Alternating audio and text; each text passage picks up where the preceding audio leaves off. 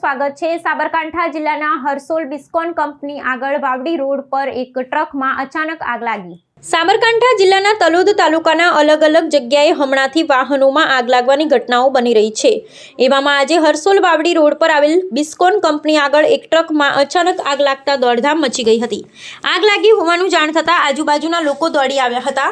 આ બનાવમાં ડ્રાઈવર કંડક્ટરનો આબાદ બચાવ થયો હતો ને ફાયર બ્રિગેડની જાણ કરાતા તેનો સ્ટાફ ઘટના સ્થળે દોડી આવ્યો, પણ આગ એટલી બધી વધી ગઈ હતી કે આખી ટ્રક બળીને ખાખ થઈ ગઈ હતી। હરસોલ પોલીસને જાણ થતાં ઘટના સ્થળે પહોંચી આગળની કાર્યવાહી કરી છે। રિપોર્ટર મિનેશ વ્યાસ, સાબર આવાજ, તલોદ।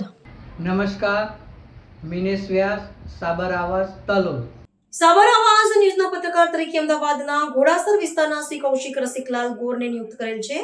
તો એ વિસ્તારના સમાચાર હોય તો વોટ્સએપ નંબર 7043957323 પર મોકલી આપવા વિનંતી। ફોન કરીને સંપર્ક કરી લેવો।